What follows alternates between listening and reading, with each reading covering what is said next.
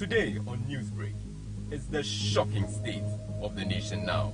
It is clear for all to see our nation in deplorable condition. Ghanaians continue to wonder, how did we get to this point? Wait, doesn't Ghana belong to all of us? And not some few individuals? You just read my mind.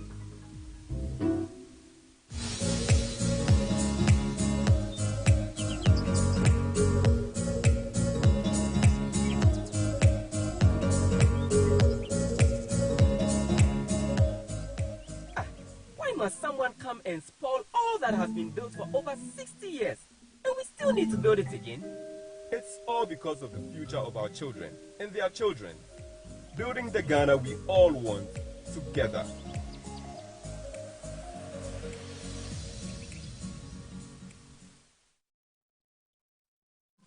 Day and night. Under this plan, diverse sectors will thrive. From technology hub, manufacturing plant to entertainment and service. It's about making Ghana a dynamic 24/7 economy. The 24-hour economy will be voluntary and never forced upon anyone. Let's come together and build the Ghana we want. Join us in supporting His Excellency John Dramani Mahama for a 24-hour economy. Together, we will build a Ghana that never sleeps.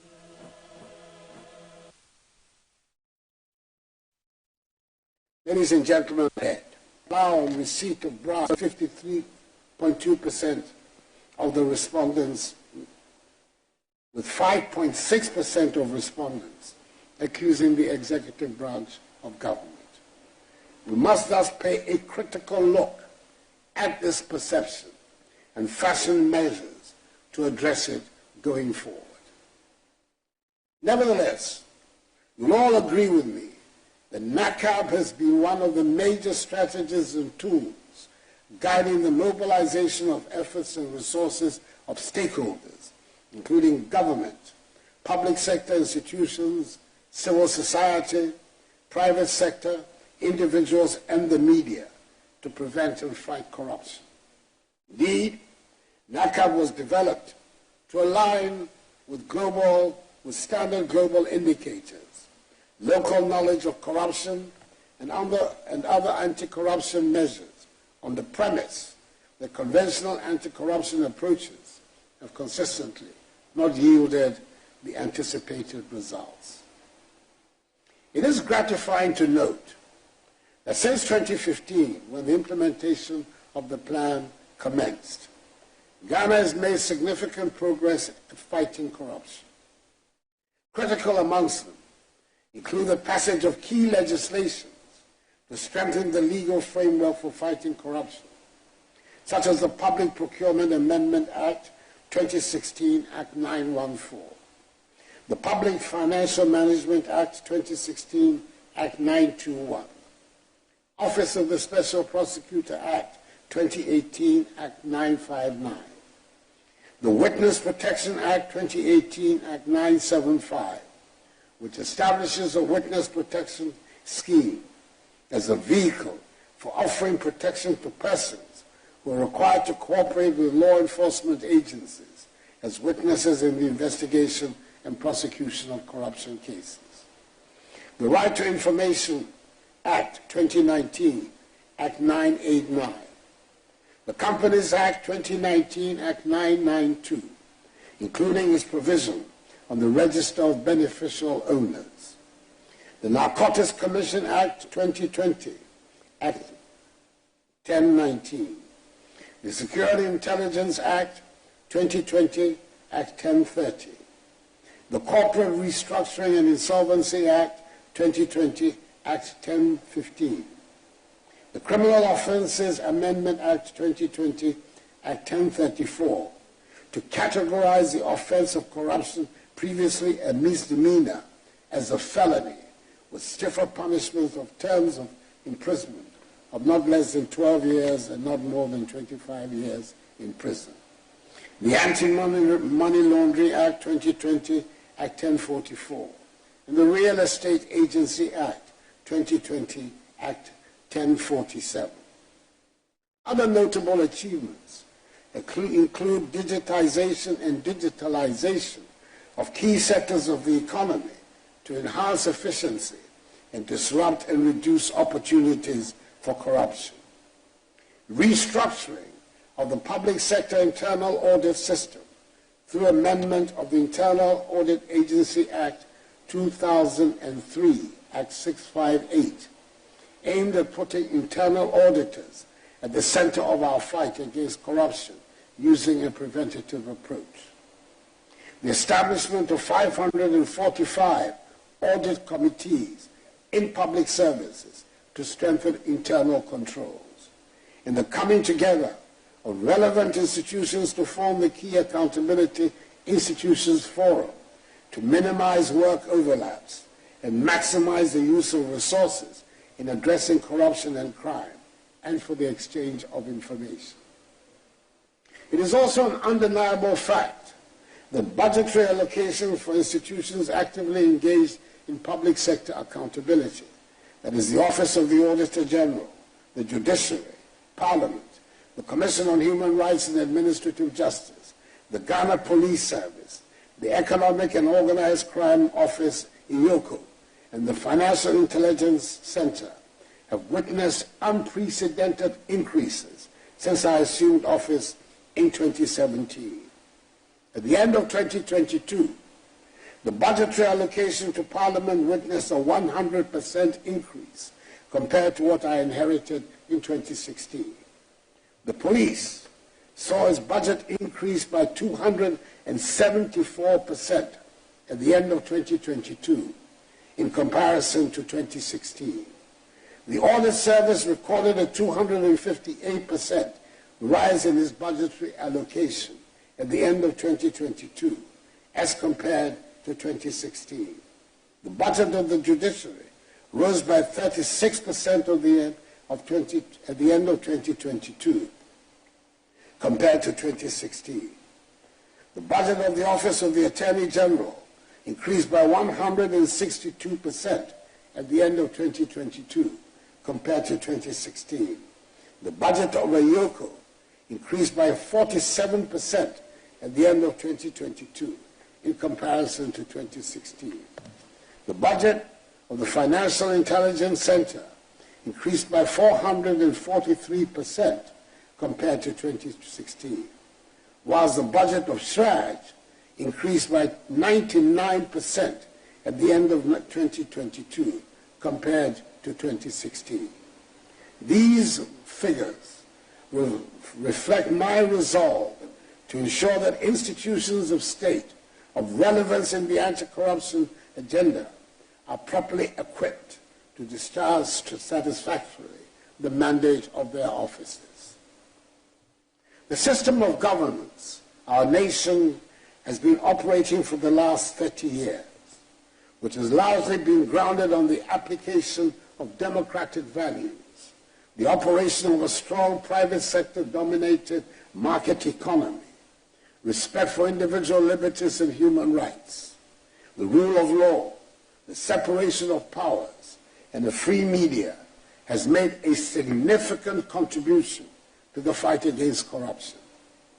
It has demanded of public officials higher levels of acceptable conduct in office and made it easier for public scrutiny to be directed at the behavior of public officials. The media has been empowered by the system to take a bold stance on the issue of corruption and be fearless in its exposure. The benefits of an open society are evident in the fight against corruption. There is one development, however, which I consider unfortunate.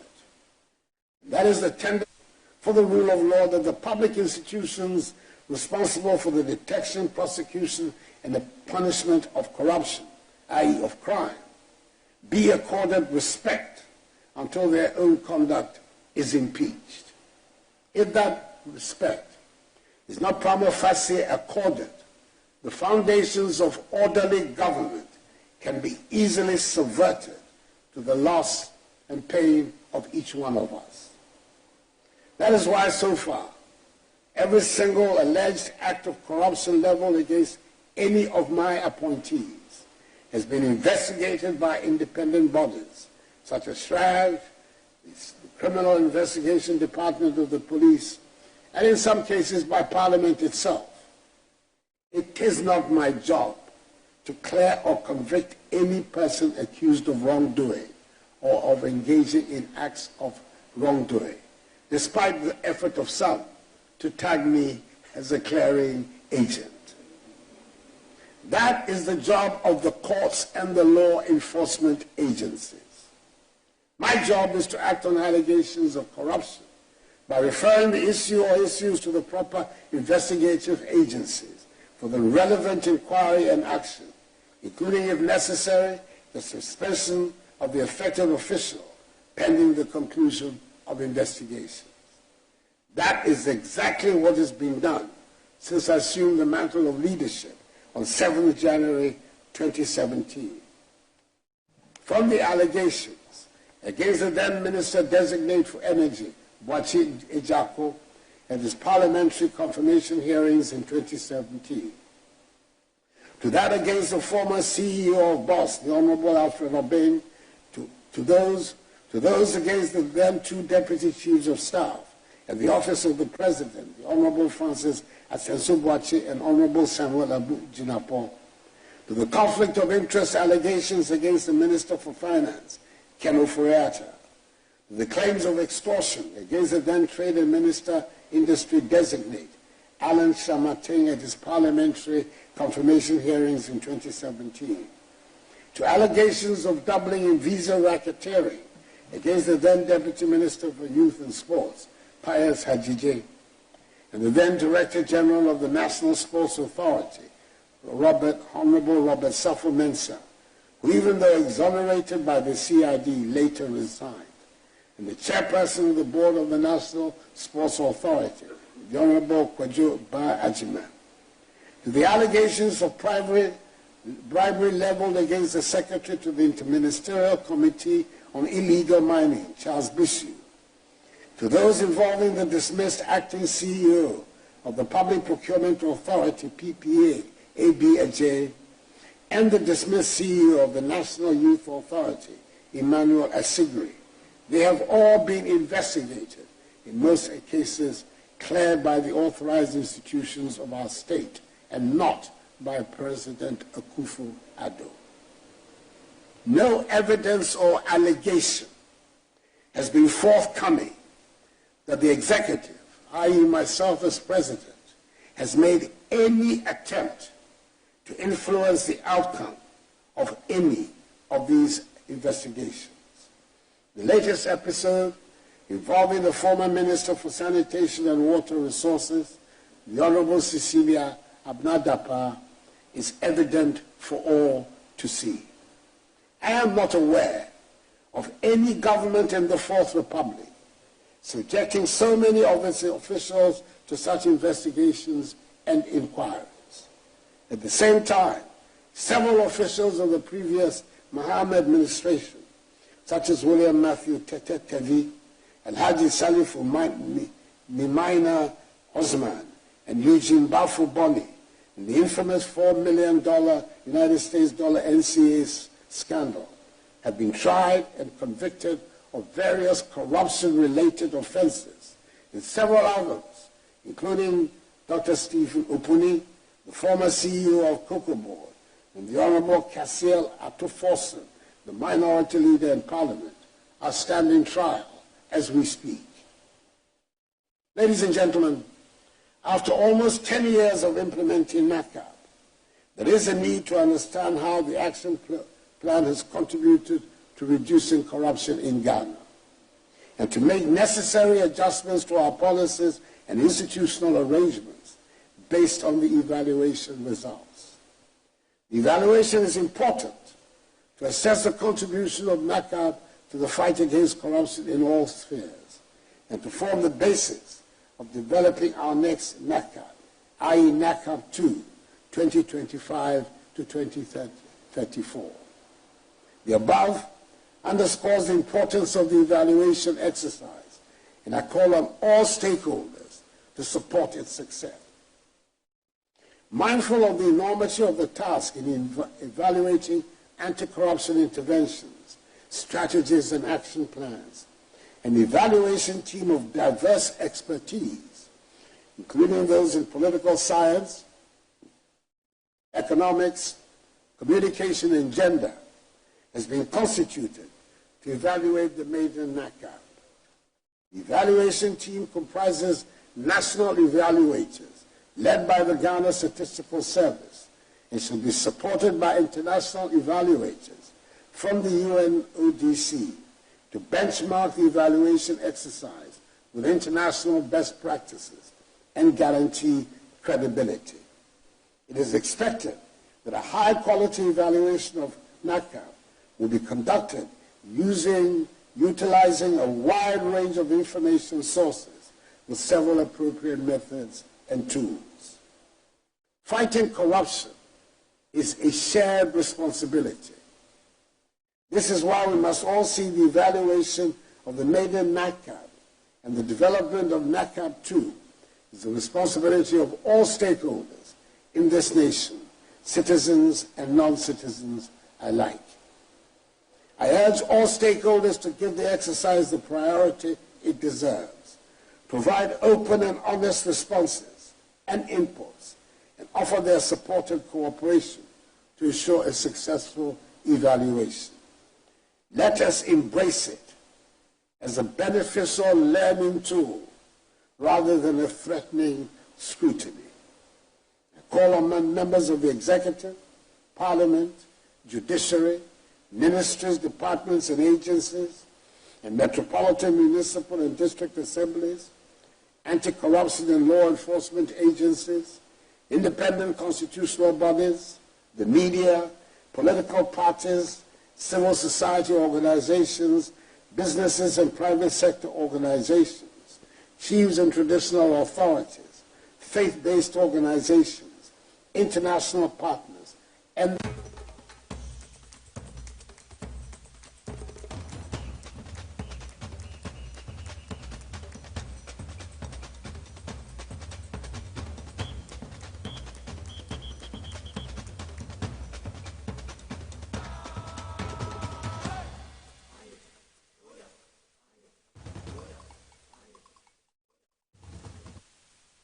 live on TV as well as International Power 97.9 FM, Friday, the 22nd of December, 2023, in the year of our Lord. You may have to this inside politics in the day Ebrewo, and a Friday in a Kaka Krebina Ghana, so you call a AFCON, Ewo Africus. Now, we share Ghana young group, and I just say a group be a Madagascar, Ejina, Cape Verde, Egypt, and so the woman, and I just say a idea was a yetutu ye neme ye papa na yetumi ebo mu nyina bongarat na chese bibia etumi ekonkan na coach no e the players bia ba betu dwa 55 man squad no dodo na ebisa se ebi wo mo prepare ko mo start training na coach ma English premiership no coaches ni bia ase kasa na mo ka se wo Ghana coach na nya de so wo premiership no na ko hwa anka players bi wo ha kanya de so beto ne sa e de afro mo wenyina eyensema ebobo eba ese ni akai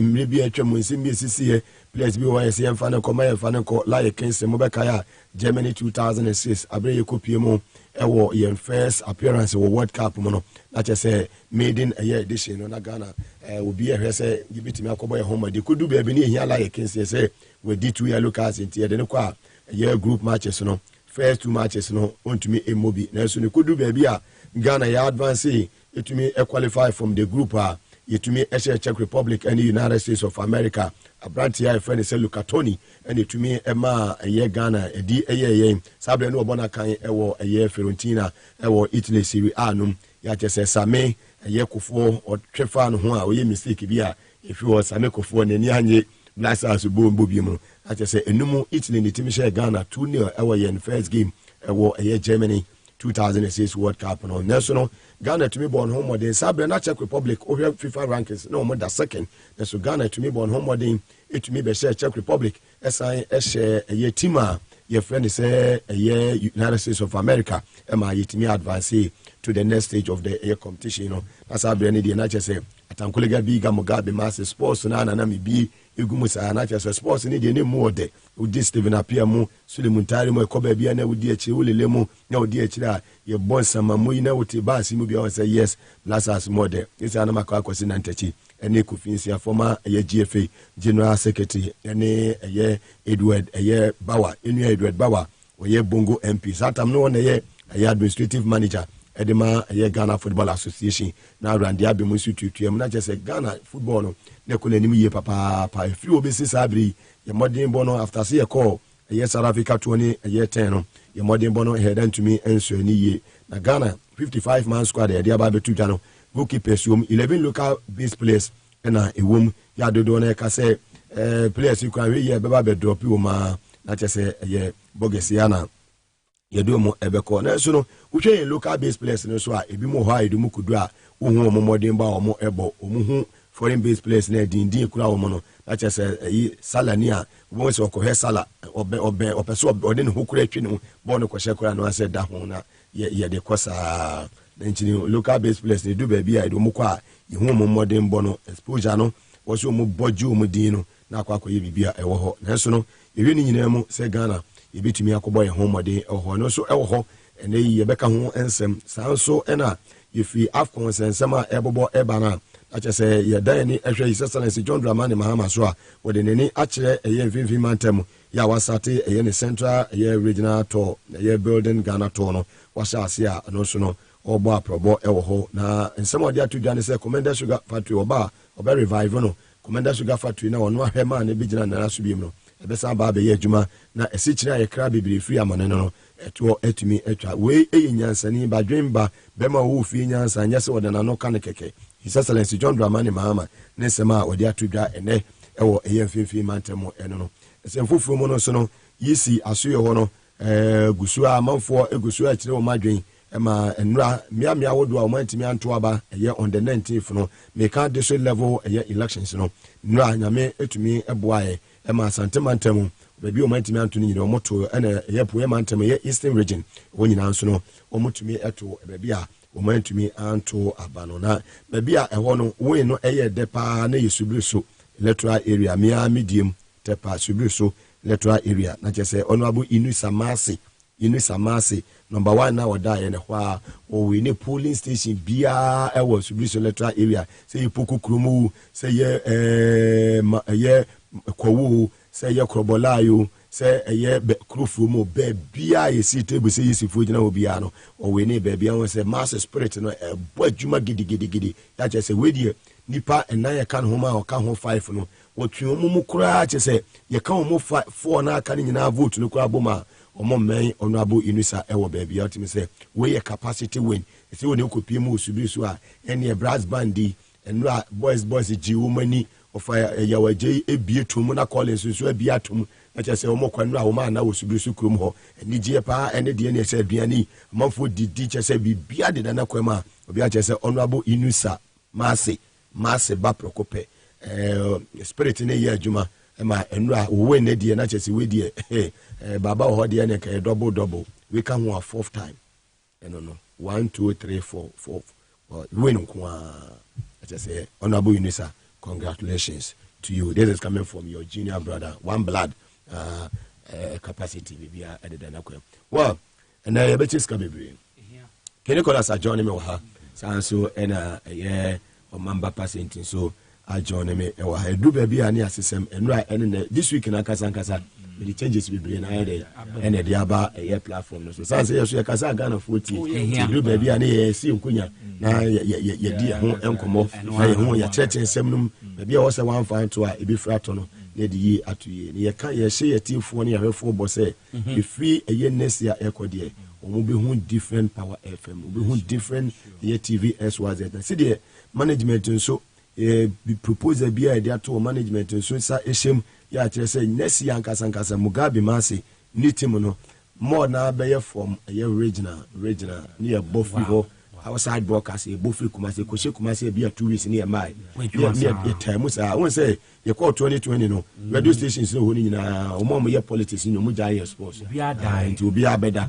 ye be sa ko sente mu saa na ya kan nyuma pa adwuma ma ye wasante mantem you call western ni akwa akotena takorade na yakwa kansen pa ho you call Etin region ni akwa Volta region ni akwa Bunu East ye be ko baabi esi nwura hokora na tankonega no mewura me baabi ani ho ye yesa ha ye no go area ho na meko me pe baabi esi ho hye ni mewura ho no say yes atankonega biga unbreakable unstoppable and untouchable me no massive baneme ti ni nyina ededa na kwem ya je so bonsi ye bofri takwade ba ni ye bofri goso ba ye bofri sunyan ba ni ye bofri techeme ba ni ye bofri na lirugu ni ye bofri ye bolgatanga odumi say power any TVS was a sentinel ebeji bebia nationwide na me eya dominate nkoma January 2024 na che say eniema bibia beto na kwem kama adwuma wura so da wa baso bona baso no mafo Julius Zebra oni abusua ni nyina natural mineral water no na edidi bro nyai no an se obekwa akopɛ bidi aba be se fie bra ha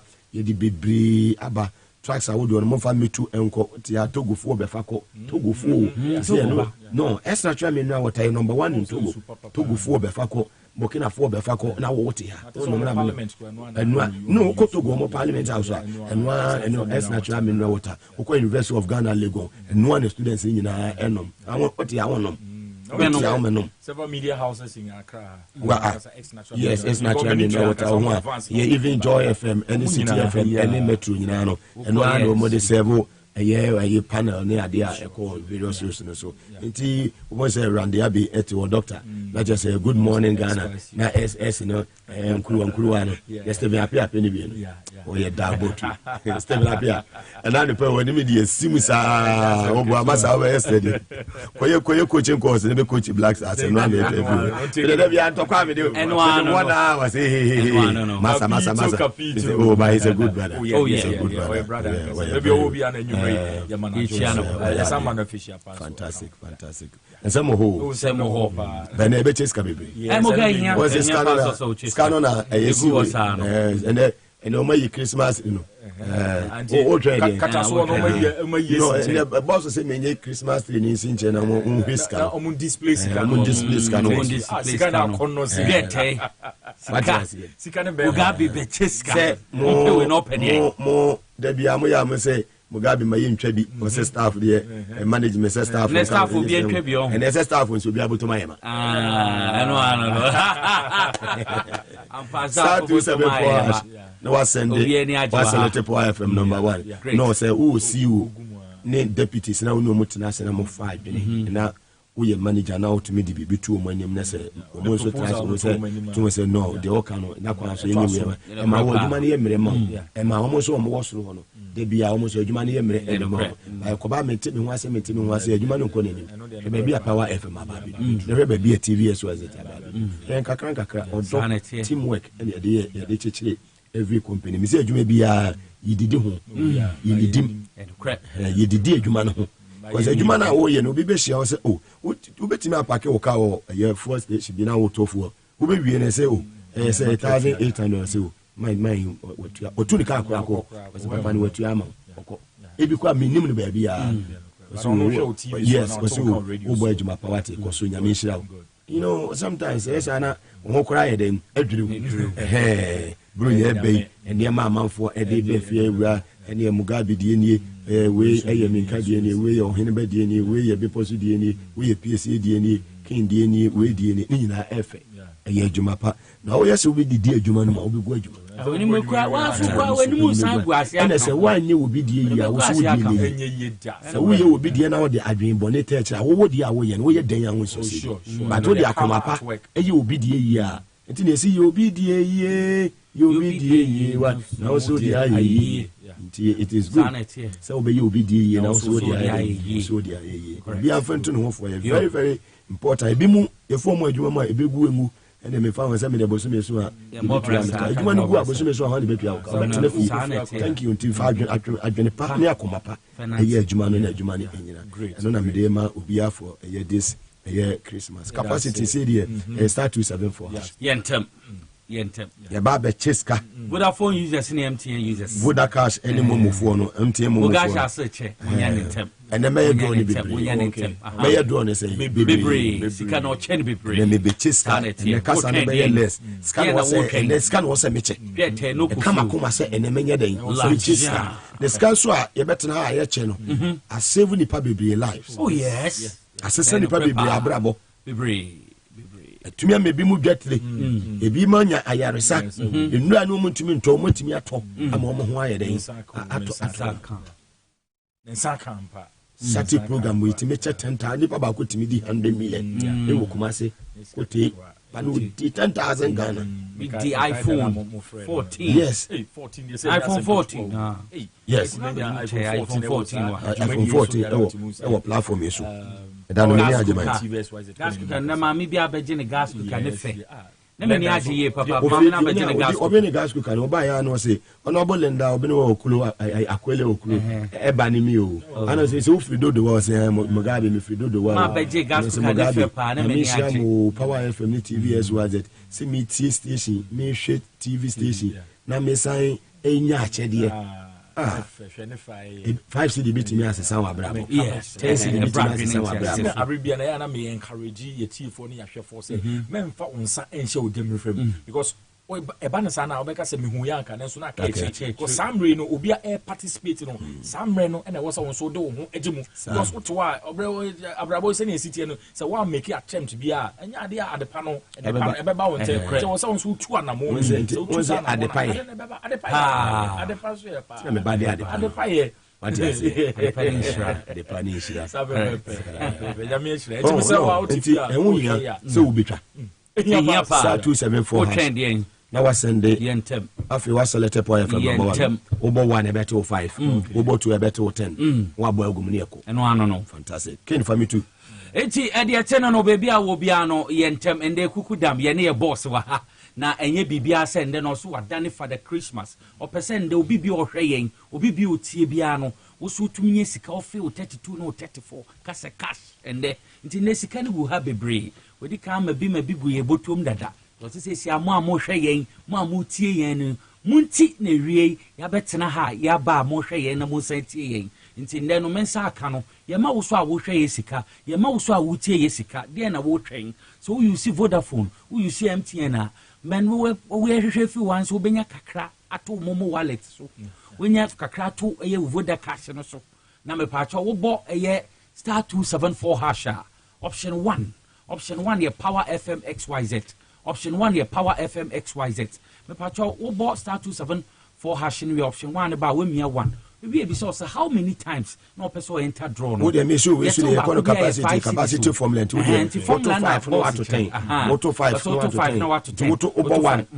na next one what 2 that is a 15 no capacity na wasan ko na wasan bo 1 na wasan bo 2 na say so ko 30 Ghana na wasan ba 10 wa bo 1 na wa ascend na wasan ba second wa bo 2 na to 40 Ghana no na wasan abo 1 na to 5 na wasan ba second wa bo 2 na at 10 na say we do 50 Ghana we do 50 Ghana na no wa hwe so wo trending be 5 for this time na wasan ko wa bo break na wasan ko another one the same formula every capacity no so we try 100 Ghana we try half first and only first half and second half the first half we try 50 second men try 50 me pursue muti correct second half no the second half no so now okona sa capacity you bottom away the yan obey there na wo train baby o bia no wa suma wa we this wa we ye filiga dochi we ni tuem ye ndi njaw wo number no be da so anes kan so ya beto wallet do so there na wo train power FM what me a loyal viewer ahwe eye TV XYZ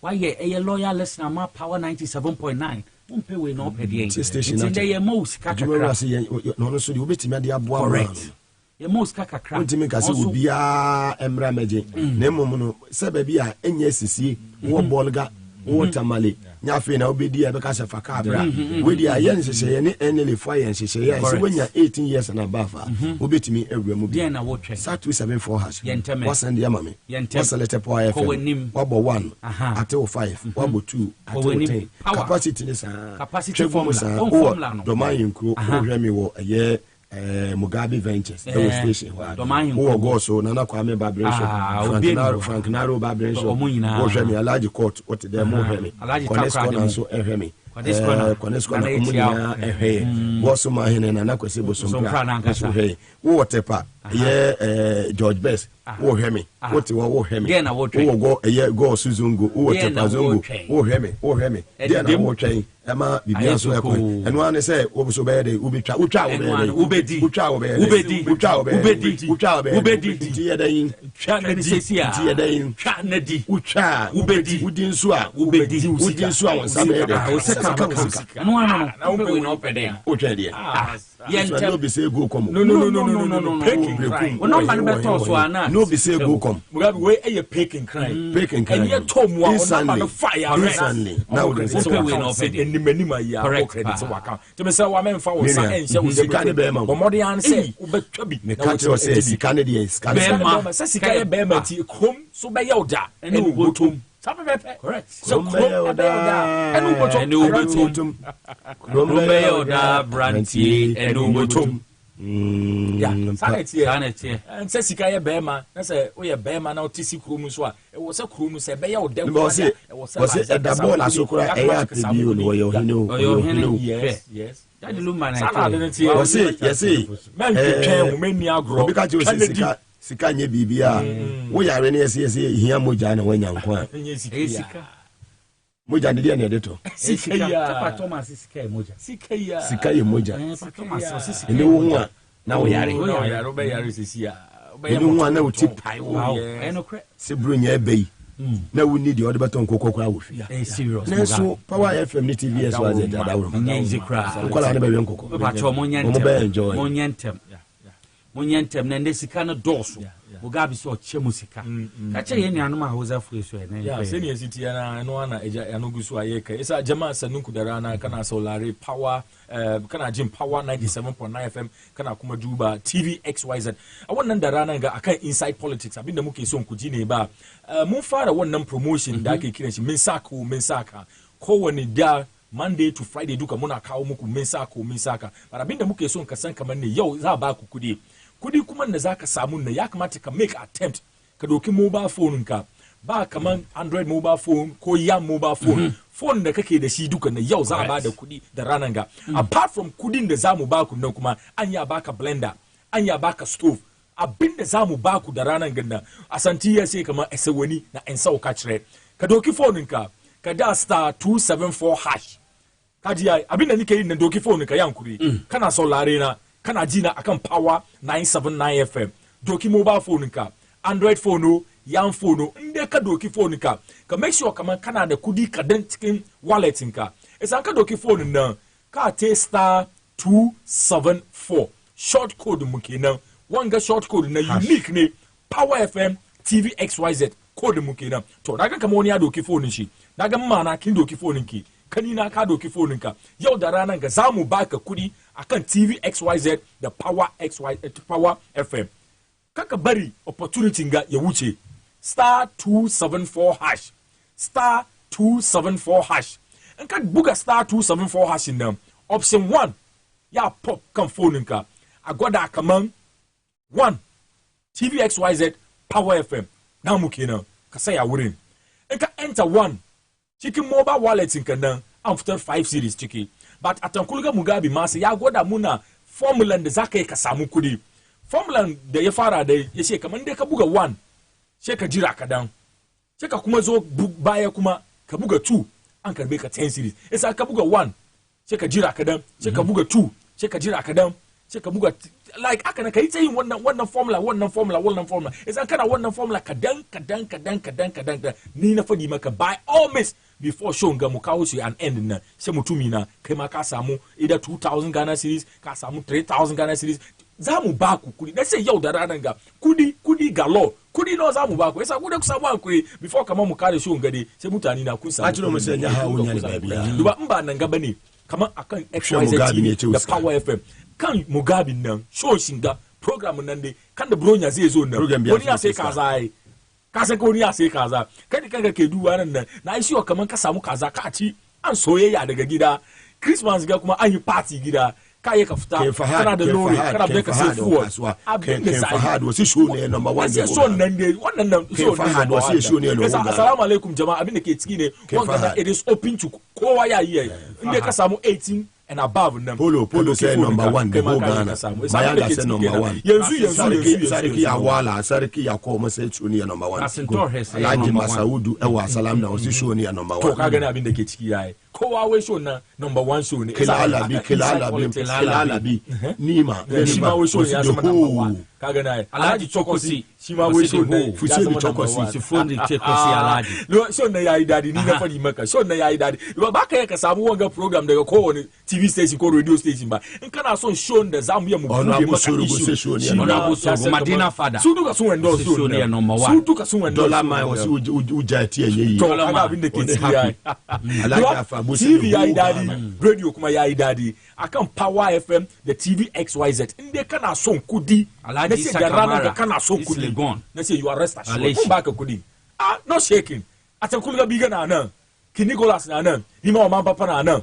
Osofu na nan camera guys na nan kace MCR Papa Raf su duka suna ciki wai look aka ce kamar da ubetwa a ce kamar ubedi isa kai kokari *274# *274# capacity man kuma ya duba da ba da kudi isa ata kulga biga abin da ke ciki manan kan fantan meta di fona boss unsum ana boss over you go 1 minute eti esa wo ehwem wo sekendi takrade enyi Cape Coast ode mo mama fantima nyina Africa soa akọ commander Elmina kesi sekendi takrade agran kwanta ekwatakwa wo sememu inara mepocho wa ben papa bronya na waban bronya mframarebo wose fom so yezen kakra but yenye skabi de to yen hot do bobo yi nti popocho ahwe TV XYZ timprimpring eti hen wo power 97.9 a popocho mentina hombo wutu na abor tene pa mentina hombo wutu na abor ye peda wo so nda ye bigi kotompo bambala budibu ege nti bebi e wo bia for mobile phone sesiara yentame na for mobile phone mopocho be break kai da odai to be ye MTN na Vodafone user it say use Vodafone and they use MTN na use a Vodacasha edem kra it mopocho mo dey an there for mobile phone e bo *274# *274# e send we are mopocho be break option 1 or ye XYZ and a Power FM XYZ Power FM XYZ e bo 1 we ape will be so that how many times na pede e send them a capacity formula Mugabe chiro na yendem pepepe we ya pe nyabotar men prekra nyabotar maja men monpo comprenter na tine TV no ho ahwe television no I say radio no na me pocho ehumoroko sending ni sesia and aha ye we oye sika nkoten ye pede money flow ye pede dwet enusu ye pede kudi no otum badama na wanka se hu de bibia rekoyi enti bibia wo bia retain hen bibia wo rehwen bia no the whole Ghana XYZ pempem jene no ho agiba bia na yentem na sika no onkode ya na yensemu na onkoyi nti bibia wo bia na yentem oteketeko owo ologo no semu dama na yetum yekoyi na nyim dama nti moten nkranfo nso yeka bi akere hon na anka Texan on wezi nkranda kona ma chede se an nkrankote eti yentem menu an monfantfo peda hon so Mugabe ka hello wa wakada Mugabe me frefi Cape Coast Mugabe me frefi Sopon Mugabe me frefi Sekune takrade esikado keten no chede dete na we flow na ausat sema kada mansaka Nicholas the great man second in command medase na ene yebru nyamwa na chese yiwe 22nd na chese echina 23rd na kwesi ada 24th amanfo nso de niam abegugu form na mo sha no so se yakopon ya adoma efi first January kono taxes awodo na ado di aba ni nyina no ye de NMPP ba omiana na ado di aba no ye de baba beto so apetesi 20% sanso na oka na we say ye motu pragi o ye di o onso betua vehicle income tax 100 Ghana we say ye motu pururu obetua abobo ya pururu obetua ye kase de krom esitie enai ya bra panyin wonu aye se o de beto no so no ane nam krom ahwe se Christmas it say amanfo toniye ma amanfo ton tade mo ba ana se krom na nyema wo form enya ne tie traffic krom de na ma traffic number amanfo se sky head any ho kokofo so a koko na fi mo se anso na kakra so ye no so kura aban no ntimi ntua wo moka ensensen bebre enti enai yɛbra panyin ya ɔno nso wɔwɔ nkra ha ɔtisi krom yɛbɛgye ne ɛwɔ hɔ Ghana ha baabi a yɛfa no cross alos cross ne mwakɔ aba ebi abɔkɔ deɛ bɔkɔ fantastic kromo te san cross moga mame nkyia atiefoɔ ne ahwɛfoɔ moga me free St. John's na me ba no from St. John's eba Achimota it take me 1 hour 35 minutes. St. John's to Achimota. Me bomodiana car no bedroom.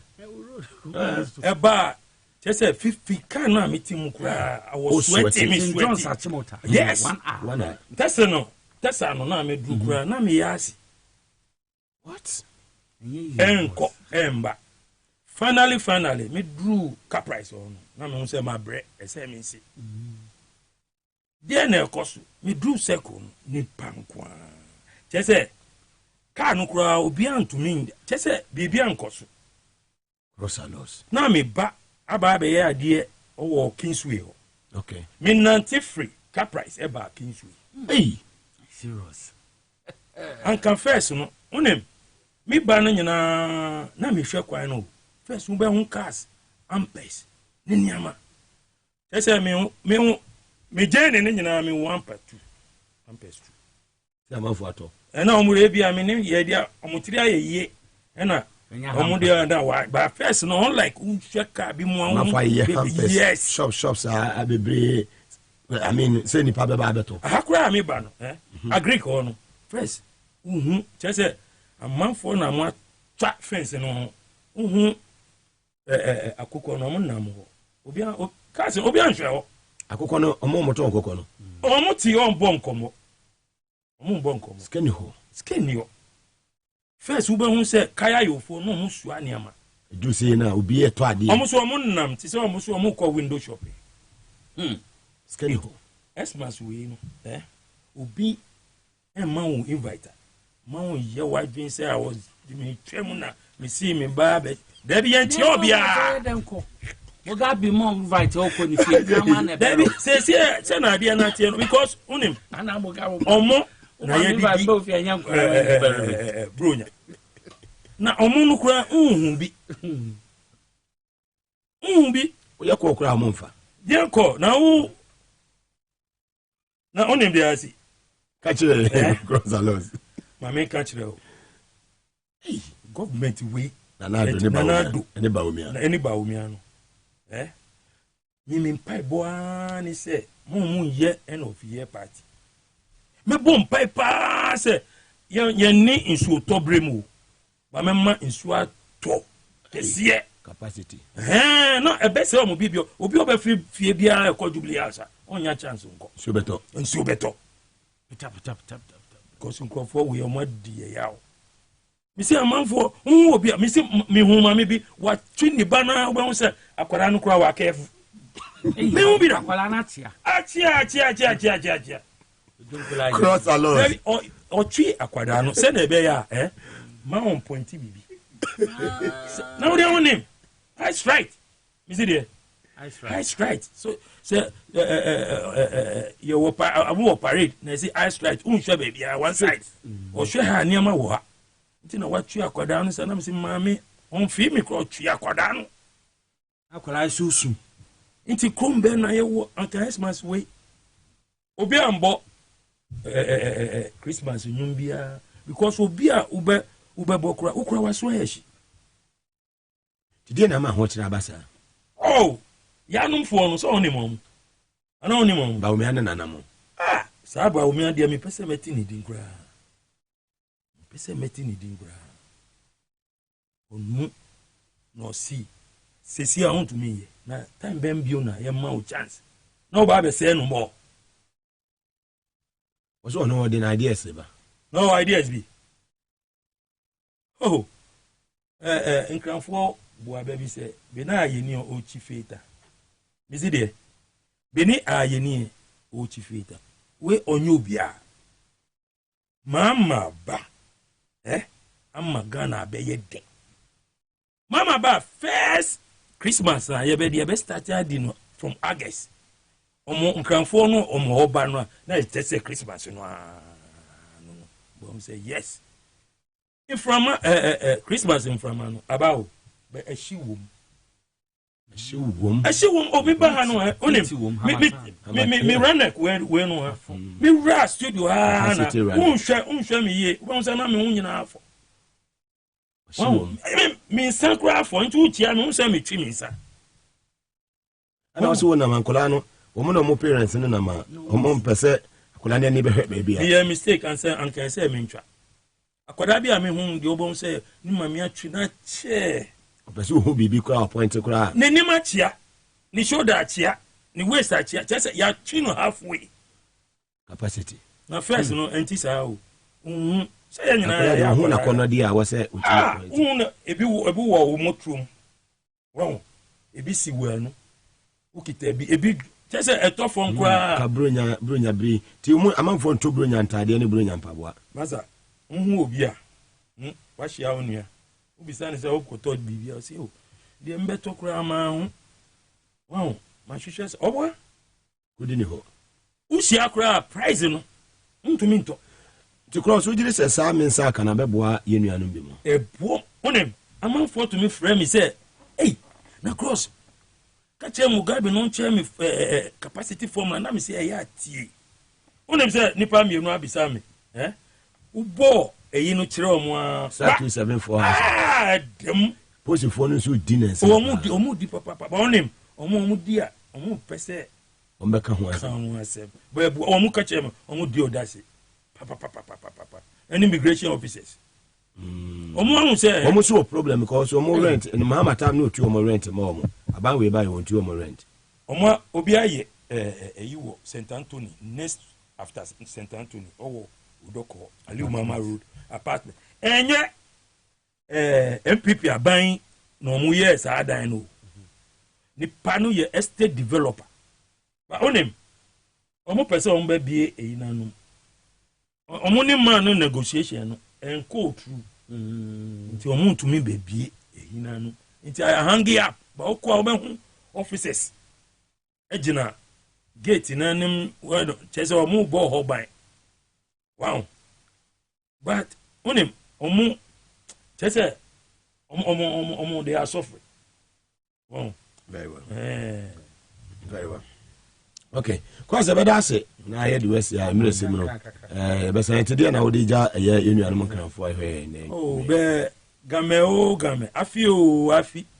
afi aya ne bani na wo ye gbo na alon te din ko aka for wote kefi no ni ma kenye me gameji SYZ amembomode amekerafu ko eba ko nyo pay obi school fees onye ni hospital sani ni angma prescription abu bon modern no che misaka ibawabu *274# no ba be dem ni nyele ya fie ya me azum je nka Mother Cross Alos as live on TV as was it and also on Power 97.9 FM, the hottest and the biggest conversation in Ghana. And was go so with you. Your first like I say my aboafo ete breaking news bi aye abasisi ya che say o maba passing to so eye ho adwuma den dia we de ho asem ebebre ken fire call Spanish aso na fe wi a aja yeah, the breaking news, no album, yo, Spanish garlic mixture, nene capsules, or more boy, be papa,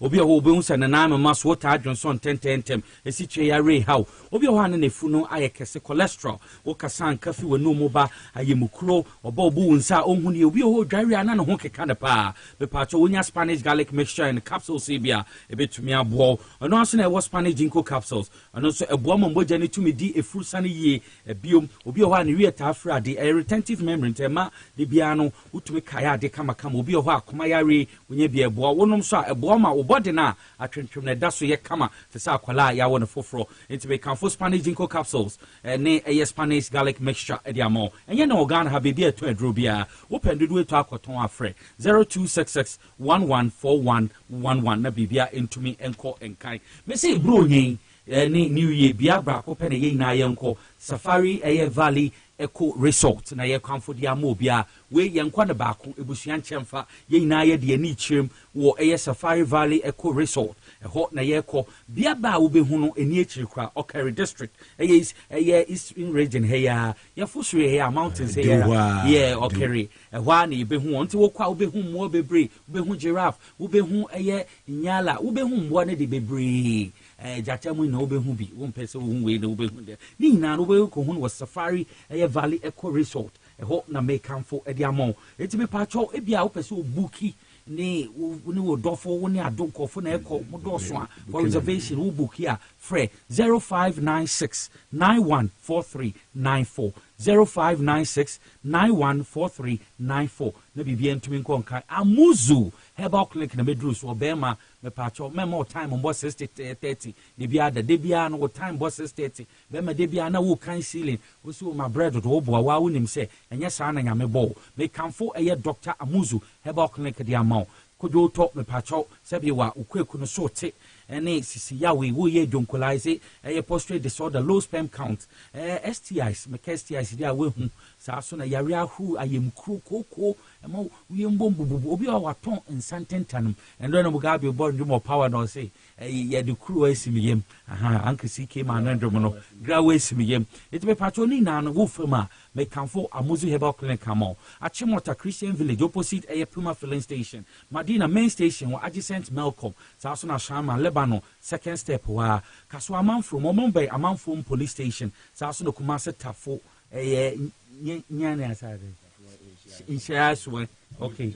Okay, Moro Market, your Moro Market, number 0241959326 0241959326. Thank you. Very well. Yeah, the power specialist in Hong Kong so ebe mum. Me call a year or member passing to na fi breaking news bi abano. Yemfa Emma ya na hwefo ene ye tie for echa Mr. Eric Ahian, your deputy CEO in charge of operations.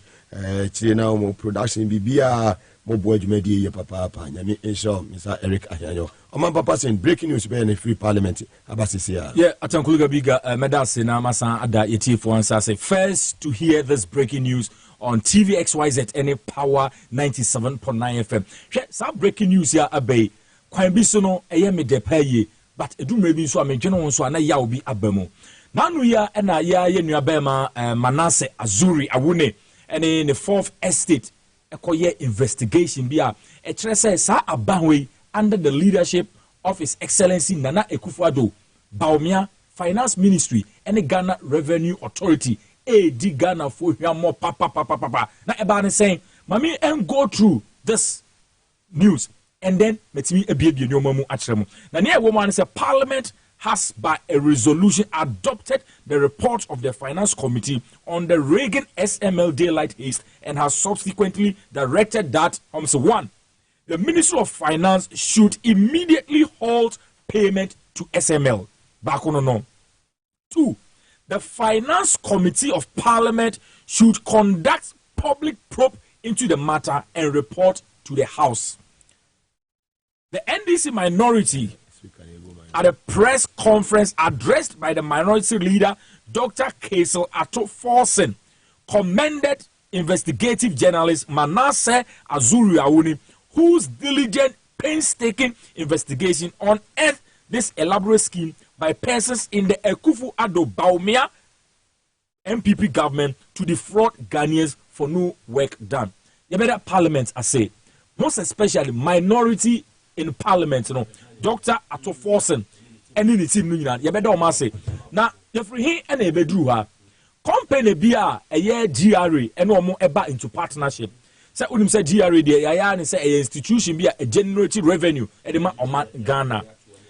But investigation of fourth estate any Manase Azuri echo unveil and say company ya omakwa dane intermediary and also my customers to the Ghana Revenue Service no for no work done no abai no etri omuka. So enya me wanwa say SML abe partner Ghana Revenue Service all in the name of say omo obua ama revenue sika Ghana agent no omo no be like omo be gina ho ama no matimi aye auditing no matimi atre sika dodo a Ghana enya se sika enko no nam ne omo bi ase but investigation no etre say sa SML no enya djuma bia no mu yo but meanwhile bosumi bia no na Akufo-Addo ene Bawumia ehwe Ghana fo anim etimi tena wo ema company ebebu Ghana faso ya no one say enambe this same Akufo-Addo ene Bawumia eye nhwahan ema PDF Oma me wiye sika PDS Oma me wiye Ghana fo sika so is it adibia is it a case so what exactly is going on so you bet that minority as a so far sika ye de ama SML no hwe ekurase waka nenso onwe with immediate effect SML no almost suspend omo operations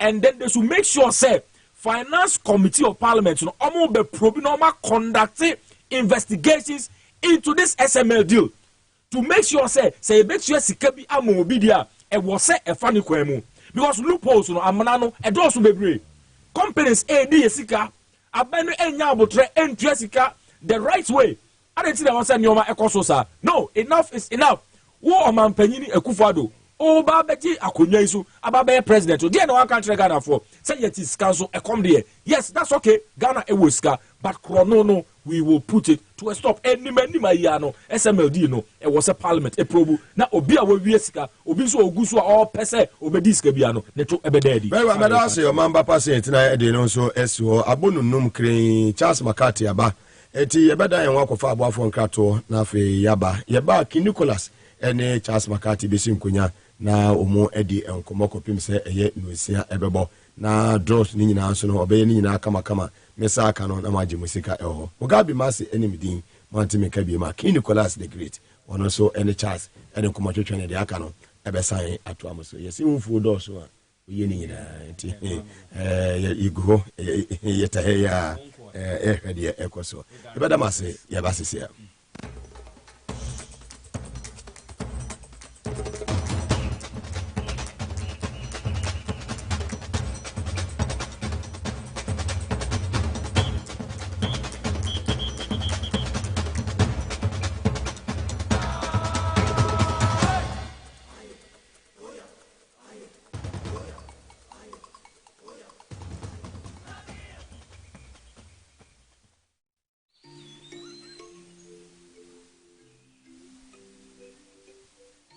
Upon your arrival, you are introduced to your butler, who plans your itinerary. So many activities, all in the same premises. Visit the gym or the stables, they have it all. At my break, I'm able to practice my Politic.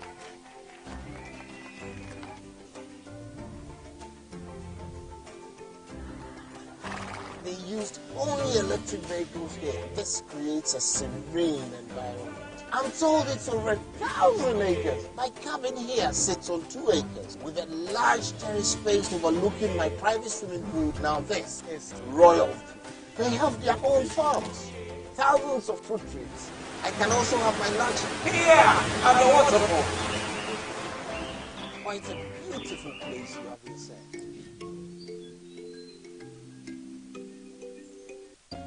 Hey there, do you want to win a brand new iPhone, a smart TV, a super cool refrigerator, free data, and many more spectacular weekly prizes? Or perhaps you just want to jet off to the dazzling city of Dubai? Then get ready for the Indomie Pack of Fortune promo. Here's a scoop. Just buy any pack of Indomie and find your unique code inside. Log on to www.indomieghana.com or dial *844*44# to participate and unleash amazing gifts right on your fingertips. Remember, the more you buy, the higher your chances of winning an all expenses paid journey to the vibrant city of Dubai. So hurry, grab your Indomie packs and win big with the Indomie Pack of Fortune promo. This promo is regulated by the NLA on the Caritas Lottery platform. Terms and conditions apply. Indomie instant noodles. Taste great. This advert is FDA approved. Kofi guys, Edik, Ewa, Sombo. Osodi. Na nipa brave inside na mundress na enkono na abochoko ko wankwa na ya. Oh. Me ho mfa me bakokra. Ma hospital kra ma e ka chem se male. The serene environment fits into the goal of the school, which is simply to provide excellent educational foundation for your ward's development before they commence primary education. At first glance, clearly you will see why the school is called Hebron Hills International School, as the building stands tall overlooking town. With a Montessori style, we have experienced and dedicated staff and trained teachers. Our small sizes classrooms are meant to enhance teacher-focused approach where children get one-on-one attention from the teacher. Hello there. We are open at 7:30 a.m. and school closes at 2:30 p.m. After school care is from 4 p.m. to 6 p.m. while early drop-off can be arranged at 6 a.m. Hebron Hills International School is located at Midye off the Nsawam Road. Locate us with GP postcode GW0688 Ga West and GPS code 06884870. You can contact the school and make further inquiries on 050-876-2375 or call the office directly on 0302-918768. Email us at hebronhills.school@gmail.com. Hebron Hills International School. Excel and shine.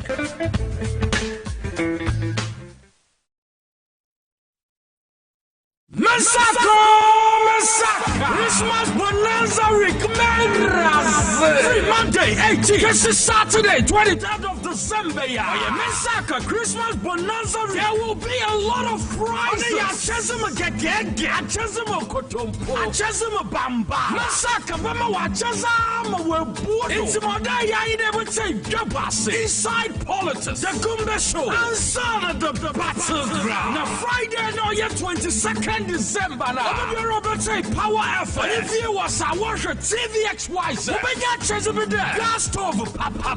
On your Chesabri or Cajon. And paying that papas. The cash is a worry one of bed.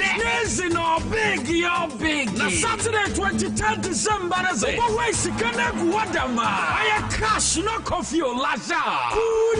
On your power X Master jackpot. She kind of a Florida man. Now so very in a big. It's more day I never dollar star 274. So we're networking here MTN and now Vodafone. The road is clear for you. Listen up, yo. And use Vodafone and now MTN. Tell them, man. Star 274 hash. Then run more promo.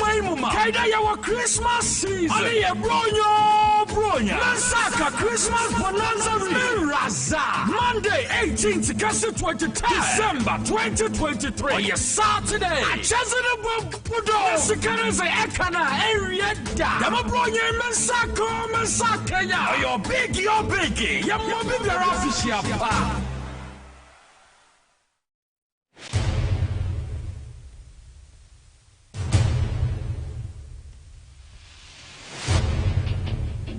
The average human body mass should have at least 60% water for optimal performance in any physical or mental exercise.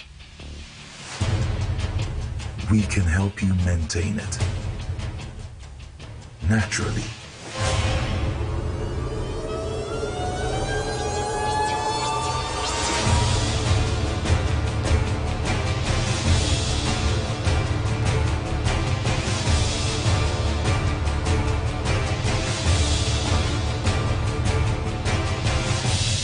X Natural Mineral Water.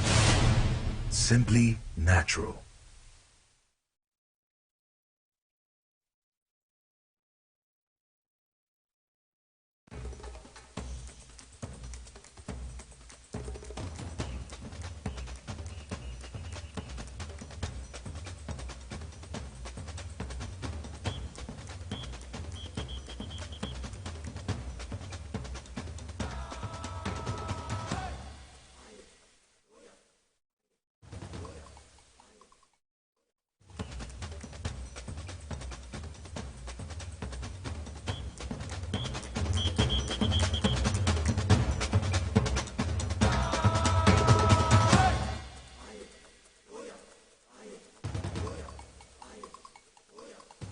Besamo akwaba biom de ba TVXYZ no amo hwɛn with TVXYZ no amo tie wo Power 97.9 FM inside Politics Jumedie na mepacho wasogo so yi mo de be che kakra yeguso aye boy hombode yenya calls bebre se mo sende mo nsa kana entumi nko nti ayenya ne se omonya technical challenge kakra nti omoye wi a mepacho mo ama sende ni na ebetumi aba nti mo amo frɛ mo complain se mo ya den emba no munya abotre ma ye metibia no ebetu mamo so nde Friday ya mamuska mamo so mo de atom ho ahwe mo halfa opening Cassia any bray and any bedding common. Mr. Charles McCarthy, on no editor-in-chief of the Mother Hawk newspaper.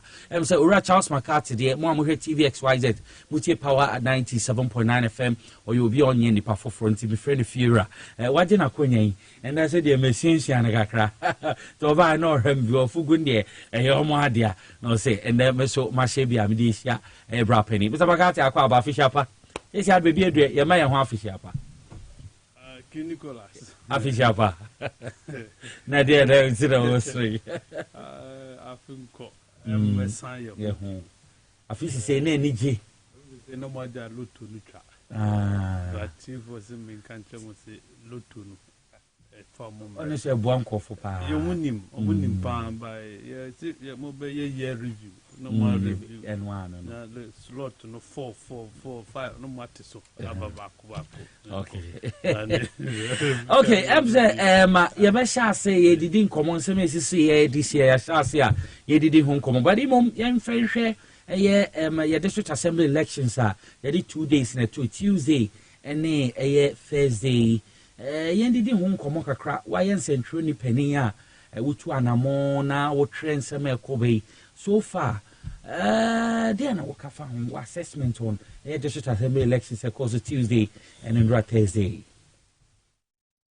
Nicholas mamencha wa hwe for anyway na menka se jemensa de me ni bibia ni wa be me fe enye se kind of but I say on your consultative, okay, or yeah, autocratic, or dictator, okay, that is the power, yeah, and on G, a do no adventure, movie near trust script, my own power, drew by via Mrs. Sano, a plain ye.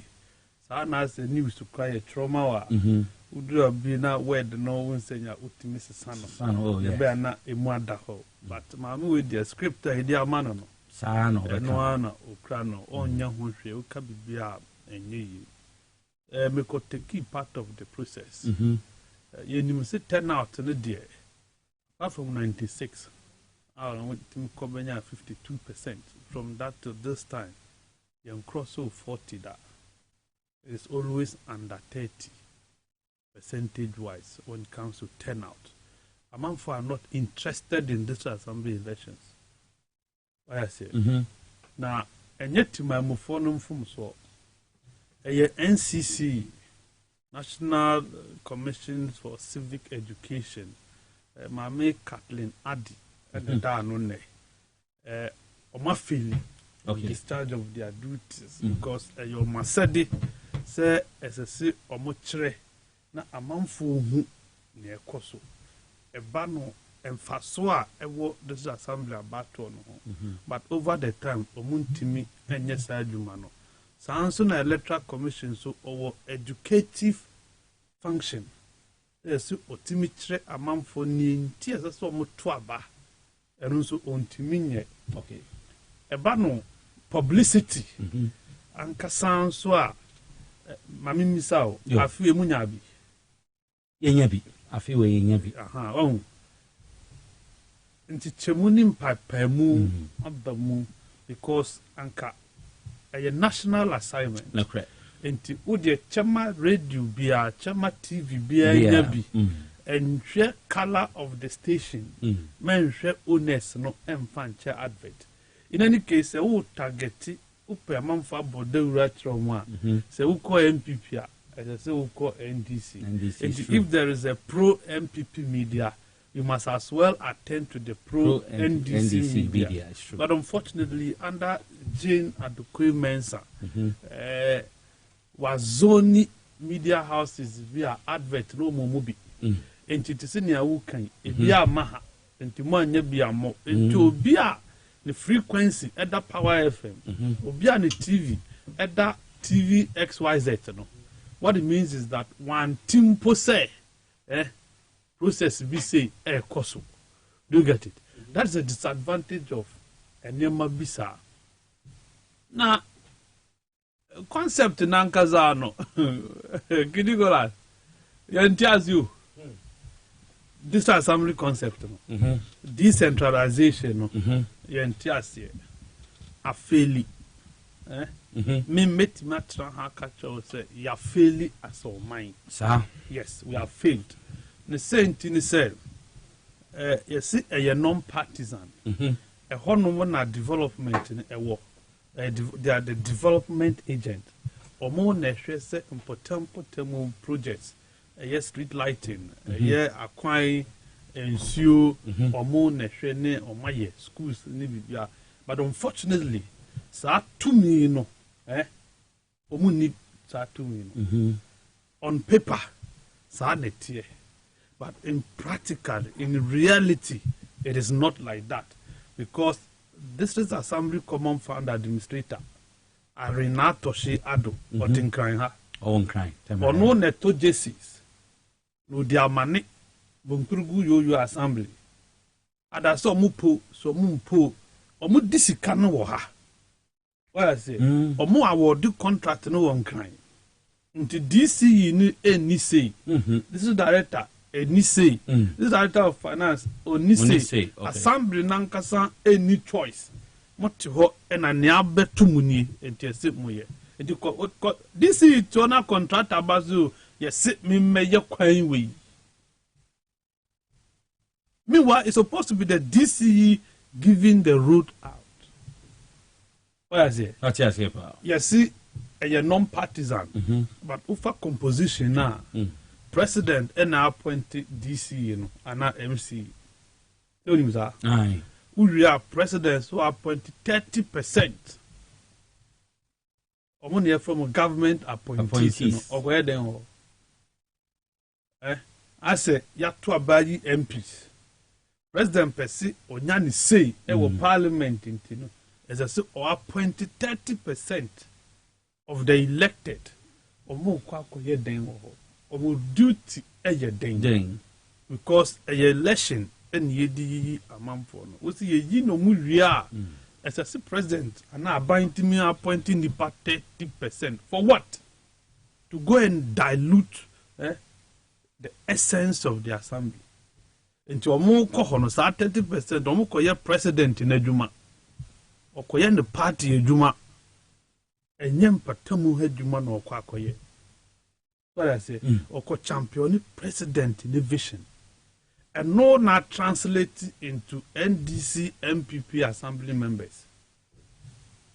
Me sure see who posters be. NDC no the green a poster, no the white atro. No the black atro, no the green atro. I say MPP need the white, no the red atro, no the blue from Asa. Or we so more. But let me say non-partisan is so. But this idea. I had them go non-partisan. Constitution nankasa criteria there say president now of party munabano. Or no never decide who should be a district chief executive. President in Ria were appointed 30%. Now, and are their president appointed a non-partisan? No. No. So it is not non-partisan. A partisan institution. Okay. A label in a hard dream. I say, but you're failing. And you know, me, say, because for me, ideally, non can fast forward this assembly election once in parliament. So it is ideally say the constitution by ye Juma. Na ye be di emrano soa. And fast forward this assembly election no. SNA MPs MPs deal with. Yeah, man, we are far man for fee him your mercy for. We just pick nobodies and make them somebodies. Then they come and become lords over us. That's what we do. These are people, most of them, you know, Monam, Garukano Muntiminto. What is it? We have night Abba. When you're being no more be not much of Fukukrada. But now, David Kazak, see a loan, a moon and a moon, bribe no more Jew or one left and right. They don't think about anybody. Until say it's a 2 minutes, you give my MPs now, multimedia, no Mudian, and assembly say what's our power. Because or more and a development agent. Parliament, a legislature. Emra no mo hyehyɛ no bi was emra de akwan yam fa ne ho hye emra ye di ye kwan what I say anko no so kwata pa no dudisi me hye emra so wo ye contractor ye di kwan ma wo si ya ese kwan timi di 20 years ansa na tutu so wo ye kwan na within first 5 years tutu portals baswa wo say do go dina court. That is the duty of parliament. Make laws to regulate. You dibe bumai. But men kocha parliament in kase this determine the formula of this assembly common fund. Into moma ye MP common fund, MP shares of the district assembly common fund 5%. We didn't never yes sir. As a wuti was mean a host. And the total budget for this program, no, they must give you 5% of it. Meanwhile, you are part of the program. Just saying, but they have done it. And they are young hand yet to on your show. Oh my yeah. And you this assembly common fund, no. Your MP share of that assembly common fund. And you 5%. Now MP no or your ex-official member or your member of the assembly just on 12. You get it? Oh, you're part of it. Oh, and yes, you say, let me call it. Me see yet, Dambo try to talk computers at teacher my regions in regions. They don't need a number that's not desktop computer. No, a number we won't be crash at the copo computer na Dambo try crash teacher my regions in so I'm Bisano. Last one, Sabe. Meanwhile, new regions are what created 6 years. Me no pen what mercy administration blocks are more. I'm almost seed money 20 million Ghana citizens of Kwenko. And American me no pen and what mercy administration blocks are more. For now can omun anti computers. Me no idea regenerate. I northeast. And Savannah. Me no we. Nya kan region. Nya kan ni na otinye bi na we dey na esense so me tete wo enye mo esense ho ye dey esense ho onwie na akasi ya wi na wakra computers akọ omfanye dey edan ya ye nsin wie no di computer kwa wo di kosi hi you get it yeah and omunye na to na down bo twe na mo de no na nkrumo yes so some phones so but I say yenhwe eye Fort Estate Manase Azuri ni expose ano so aba edin bebre aba GRA make say kra no say minority in parliament they abetudwa say be ante contract in Kromo Halt na yenhwehwe niam because ha adwene sanse me e ba ye ya wo be kai a we media person nti wo be hu kwan a bi media na kam fa so GRA seed the target in bebre echi de Manase expose sana chese omokro mu nim kwan sa na me nyina fa so ba adwene minim say wo ye obi a wo so ye investigation papa yi sa na me we rere mu nim ekọ wetumi akeka nsem bi a ye ho na asam na be mampa adwene ye nsem izen yin Manase investigations o di aba ye ya ne say authorities also make sure say you be punish whoever is involved no omunya interested because a syndicate is it a planting almost shase okay enti no un say mamin kan say ya commercialize o mine no enti wo na ye di habema wa fa ye dwuma na nya mfa so betua ye work campaign enti say ye ma o ministry we a na utimi tua kota na esese udi bana ese udi boneses den yen kawasem. They get it. It is the only reason why Akufo-Addo is not interested in firing Minister Wawa Fanejuma. Say, if you don't have such an arrangement, say, oh, ubet your monthly dues of, let's say, $50,000 of Emfaso Awenyano, bring this share to me. It cannot be the case, say, ubefo ubi ejuma, nipane money homodin. Yeah, adverse findings against the person that nipane that's the office. I don't think that under normal circumstance such will happen. GI Manas SML at the year by Omar tries so they will shoot it down with the help of some media houses. Newspapers be try say they would discredit Manasseh. I find it sad.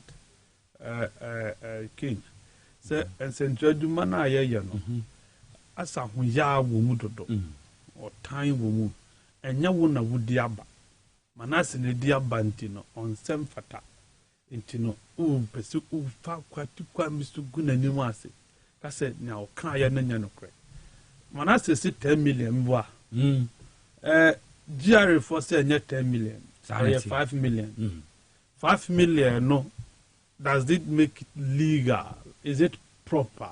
It must be the quantum of yes, what in some money.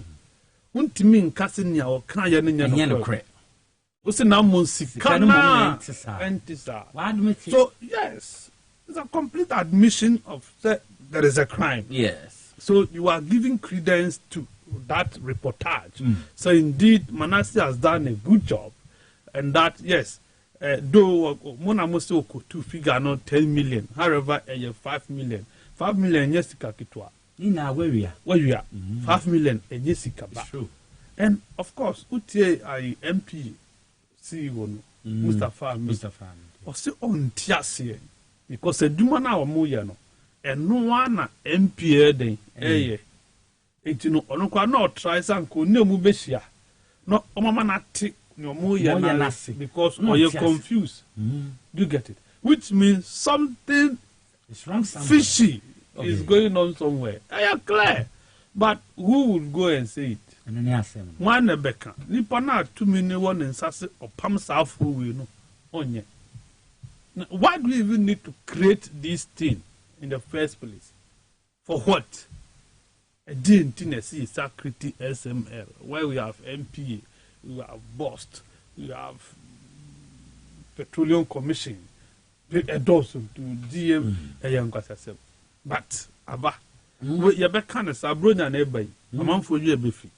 Oh, no, where you're a biffy way or china, because and dear son, we forget this one. Then, not we are baying near Basa.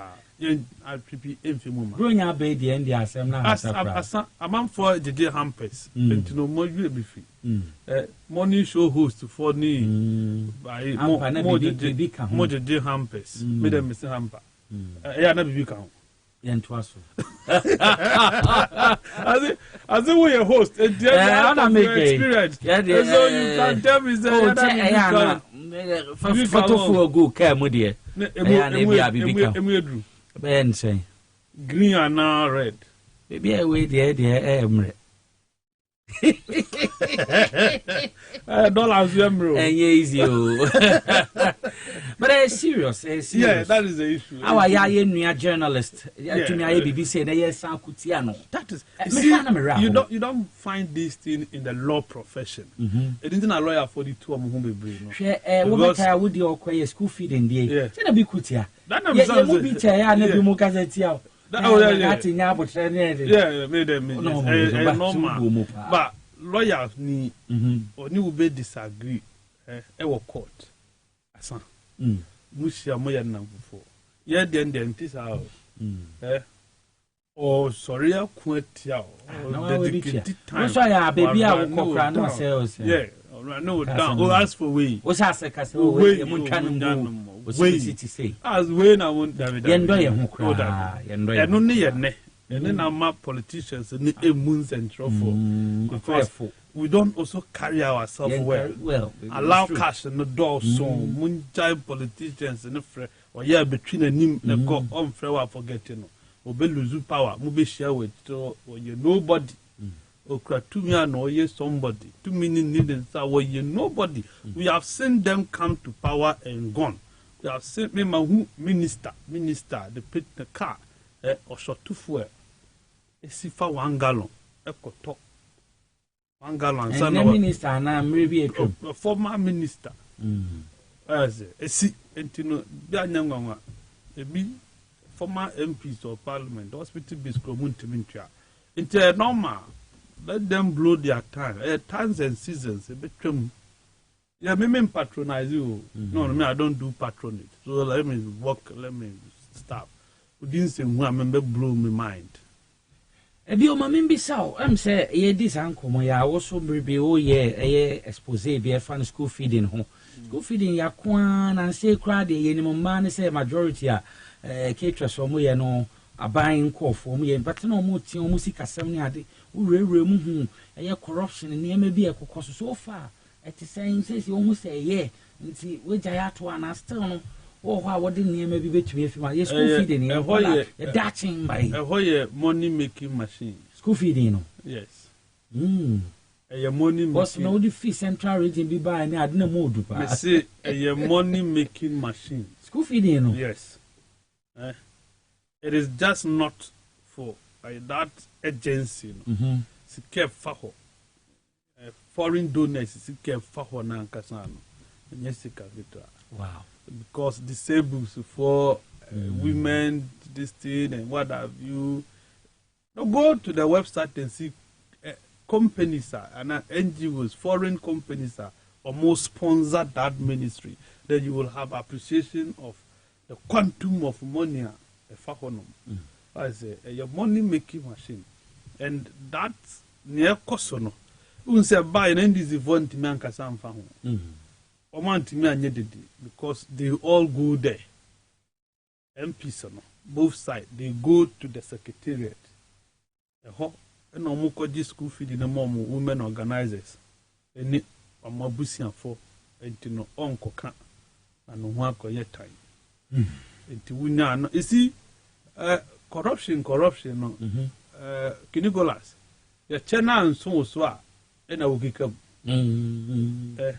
Bia bikem why nyebia nti ye cheche na wo de ama ye die je nti na wo kikem and corruption that's the simplest definition of corruption but say ye che na wo unsaka wo de a obeka wo no atu you see it's been so and you know that is the modus operandi of your politicians in Ghana. It has been a way of working in parliament to cross sanity what is to move come there's a Bobby Nakawa. What did you be? A settle person. Without this, a bill beat the whole almost to a mom passing. That is the envelope, no, are you late? A delay. Either the envelope has delayed or the envelopes are lighter. I say, when you see here, you know. Envelope now when you wait to do it. They will know so. I'm a car first is a senior high school, secondary school go a central region. You say time man at that time computerized a by it on one out you should away na or quality school amo. But we are now headmaster no the envelope to I know was on the fan. I will Takra the council central region here. O do central region. I kept Uber kept course. I was school war right. Me body. Bravo ya. The side is here. Or soon as he was school in the demo. Now headmaster na son fan. To son fan who first now another time now. Yeah, 100 Ghana cedis in 15 years. I didn't buy into an envelope police or cra. Sike woman yes. Sike be brainy be 5,000. Nti ehunu hutu ape headmaster say menje wo ba no cha fa na ma we hu sisike no hu nyedu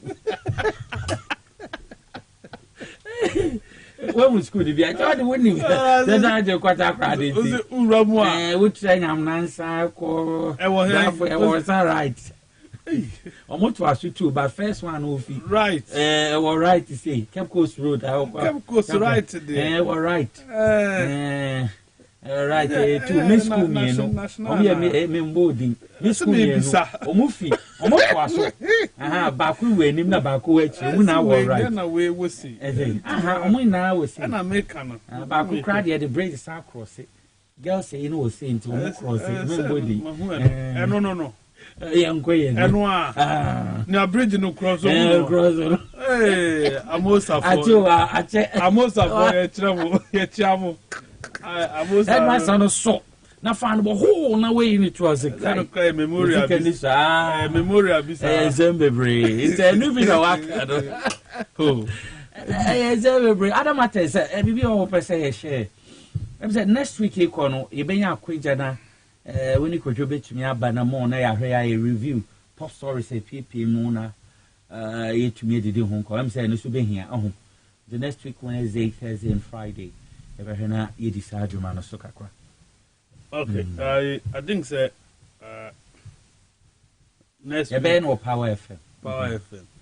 And TV for an enemy. And the TV for no omo. I think say Facebook live or and your MCC 2023. Yes. Yeah, my Ghana for official for near my Power for near TV XYZ for near T4 official for na say kai say I feel twem no. Yes. And a Ghana soldier for boredom. On boredom. I'm about them invaded Ashama. I don't know more call Ukraine or more call been an ancestry was romantic way. Yeah, who quite Shama now with the helicopter and as for soldier Nina mistakenly or more cool no by a missing net you huni as no. I could see every more didn't power match or my ball more a proper more till today. Ubian timim bidbu accountant yeah, it's true. Yeah, kind to say MPs were 98 be on the majority side. Sorry, say Omumpe finance minister Keno Foriata. Sana na your friend NDC force original muso Keno Foriata there one in Timenya. Yeah, Juma is true. President Enyino. Carries this a kufa do shebosu omo 3 months. Say oye sa death restructure ni wia obejano kwan. Apa ho. Others still Keno Foriata da so ye minister. Oh. Timbetana me kate mo say krobisu ye crime scene na mo se monti ase. Oh. So we na me. Monti ase pa. Ye be kai nso say bugri na buni dampare. Yo. Omo video ani audio ni video beto dwai. Parliament ditu mu say omo ebe koko hwehwemu. Omo gun hwehwemu a no zo na nde omo ka zo ye call in camera. Kinigolas ye dasu tiwe parliament dasu in camera. Omo ntimi maye metre ye say ni efimu ba ye ni COP George Alex Mensa ye boni ana kufu dampa na ye boni said that bugri na bu na ye boni till now nothing reasonable has come out of it. Abeye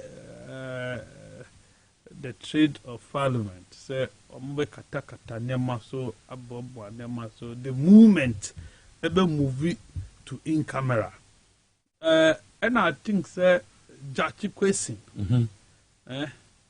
Jachi question decision was Supreme Court no invalidating the election. At least I saw you. At least I was school in the wa heart. At least that was already no tears. Deputy commander of the school did you say at least that. I went with that. I was a so Isaiah see say emesine na sa report no entimi emetodwa na I Jachi question asemi akwa bana nipa ba ko ya to no so aba menu yes the same constituency was winning no so yeah bibia as say kai say on the political calendar no nema esi MPP elections for flag bearer nipa na ko ye didina mu some fi mu baye popular showdown any low down na aja ko no mu kwa ba enu mu an di afafanto afafanto say MPP elections e di afafanto let's say afafanto a butterfly in a lifetime 2 weeks. Oh, na say everybody knows say Saturday life span here 2 weeks. No, I trimmed because Afafanto is still alive. Okay. Kicking and moving. Okay. Yeah, obit to me.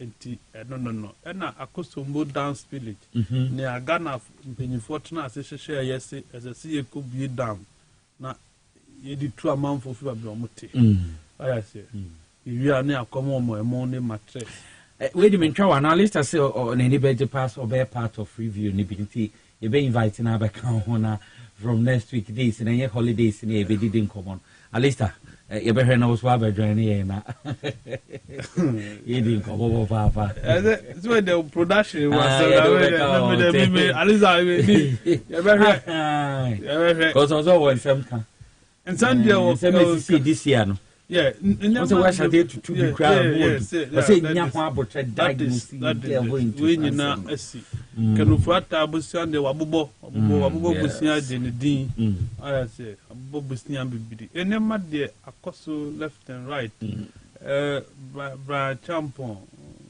ni akoko kan ye wo kwa politically and some omo ye omo walk bi o kakasai sanso na NDC munso nyama sisi oh yeah both sides ni ejiri omo kata wo mani esesa parliamentary leadership against the voice of Ghanaians almost oh we did this me feel say no me kasano wa misa mehwe ma me nkomanim okay to aso monya atwom e dey nya to na make say ma me nkomanim ka we no wanka bi because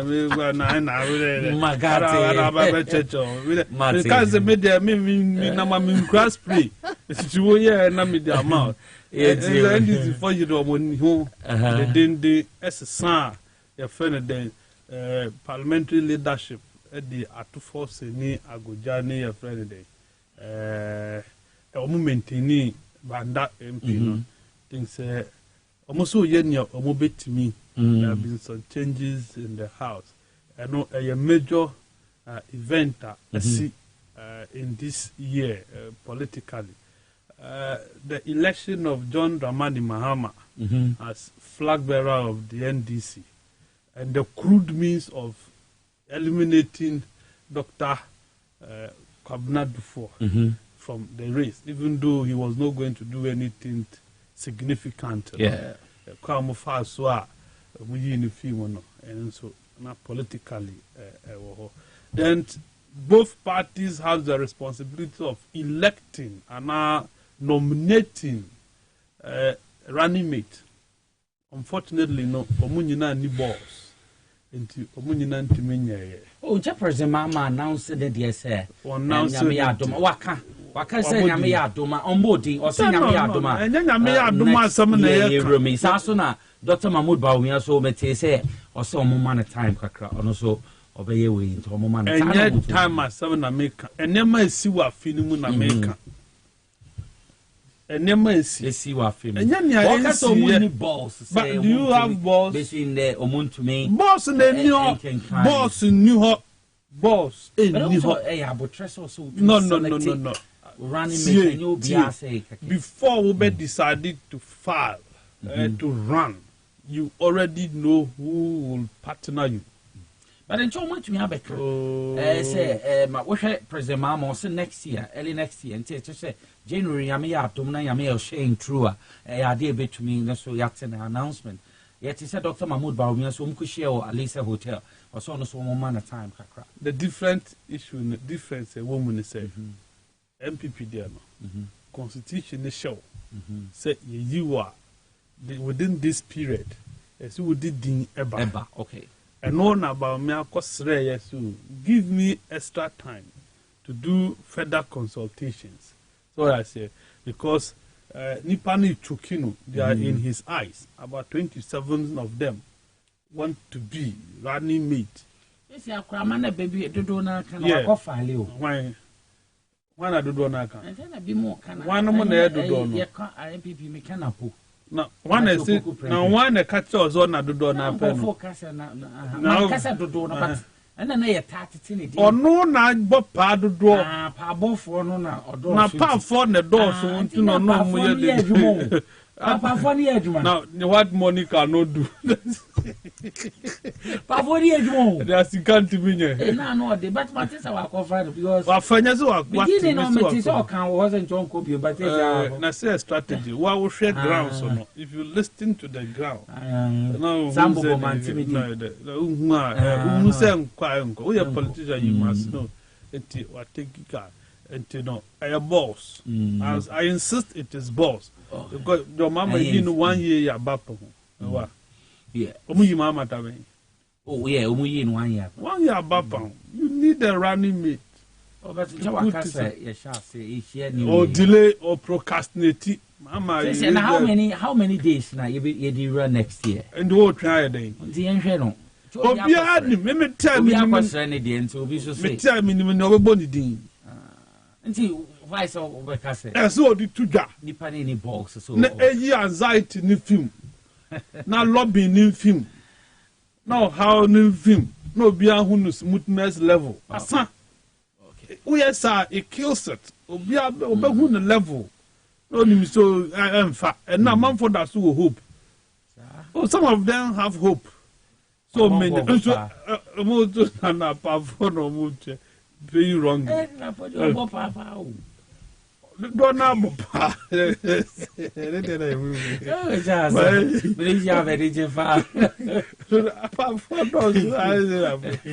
My kind of master line in United Dumbanza. A fashion qua, young fan of a fashion. And your white one. You Dumbanza. Your moon not 27 by the Papa Bielli. A fashion qua. I'm not in soccer cocoa. I went to be the bump is that this open. Yeah, I'm here to encourage you to buy member you. Remember, no, only open by Ra, Ghana, ha, yen to your home. Open by Ra, yeah, fasting, public to be the but where's in your bad bono is money bono is yes, share boundary. Soon, sir. They learn from us. That's the we are radicals. We are not. We are dovies. Oh, they are radicals. Look at them. We'll be one henny. We'll be one bono. We are bono for no million album. And I go for the way to Chimu. To me, you feel the same tree. Abronia. Look at them. What is saying? Look at radicals. Okay, you 400. Oh, yeah, yeah, even a mere madam for a honorable Ashama, say, no, yeah, would you Boko as slow but sure. We are humble Kufia dance. And easier. No, go so, Casa. Yes, and Emma, as you see, 20 7 minutes, yes. Kinigolas, I finish query young to your home for you. Political party for MPP, NDC. Nipan ye my camera and the mammy na men. Nipan ye politics. Well, ye the Nipa, okay, and the year politics. And you know, Mumfa bu manipa. Muhu senya money nipa betra. I say, muhu senya money nipa ebe kasa. Na mu kwa mu be nyina. 7 December besoa nipa ya ne be ko salad to abama mo. Sa suban a mafa sa ahomaso na ewo mo so obi from ba mo. Me twa no obi dia send message say o ka se baby for your radical. Nkwanta south. Baby antokwa ho. Me kancho. Those who rich you know. Nkwanta south. Bonipa di na me man. Nkwanta south is on fire. Bonipa di. What you rent a modern water. Nkwanta south. Baby a pay. Who's that? Probia is me. No, but okay, I will have a message. Maybe Nkwanta South. It's a demo. You're in a bedroom. We see, but Krobia mentioned Nkwanta issue. We see, and Kenya issue. Okay. incantation no any issue. Entiase ena eni ho. What I say. But there's a funny deal. A manful or a piece of land, a land dispute. Tribal a land dispute, a tribal. Okay. A land dispute. I say Matasa saw that media yes, line. A fight of supremacy. Three main tribes are the only in contact. Tribes near yeah, today Adele and Chalafo. These are the main people who are battling it out there, but they just need leadership. I say a leadership, and so the national security, within the region, a proactive. Nema is and Koso. That is all. I know it is one act of the donor on anti-advo. Na me tofu. Say wabisian for. Oh, na wakasa. Among kai nipa. Na among for boom nipa. Across political divide. Unse for no. Among ebu nipa. Regardless of your opinions against them. When you do politics, it's opinion, feedback. Yeah, now you better have you better catch one. Yeah, dear Nesuti. No more you do. Almost sing praise singers, the cheerleaders, who's your name and yampa on there because of a nephew huntino on to me control. But yeah, now you better babet Hanum say, I have a mount. Critical feedback. Sometimes violent feedback. We want you to be better. Muntunisa say ye can't send ye be ya mo be ye papa. Na wo ye papa e be boa wa mum. Enyame. Ye be tran na etwu a na ye kan mo party wini a mo gigi position say yanka MPP wini ye anya bi. You know what we said before election 2016. Unim na ye ti a MPP aban. Nicholas. MPP ba yo mo moji to me ye nyabi. NDC ye gusu ye tene omo. Na me yo ma do no mo bombo no man ko no mutie na se an tren biscuit. O man ko no mutie an tren biscuit. Na omo yiro mo na Ghana for to aba no mutimi bo ho ban a. Omo ji to me na ye say you won't give us position. Oh my yeshwe na mo opposition ka mo person be hu yanim e mo anya to me why am na come ma NDC for say opposition o mo person o mo hu na ye o mo nim ye ansama okay there na obetimi agina mu ama NDC for na me ngina mu mo bi ade but yem ko eni o mo nim ye din komo o NDC for nim o ze Omunimu. No name is Sentia. Ube Johnny Kilicola. Who pass them? But Johnny. Yeah, it was so. As it? And into no among the sun. Sata dear no mean fit tata dear no march 2023. Among Ross Santa dear before 2024. Because 2024 is going to be a different year altogether. Yam fan chobia. We see 2024. Nankupon the young kwache. Nicholas. Ya betina ha ye bo din aka wa ase wono. Near the evidence tattoo. Picture, video. Obi bia obe cross capital ko discover be yo won so ye angel. Ya be publish it. Yam fan chow. I'm telling you. Sane beba. We will do it. As it, and yeah, Conti, and Obi Omadi Tino, Omo Embra Adeno. Now, at least, Omundrium party no one to be a bebo. Okay.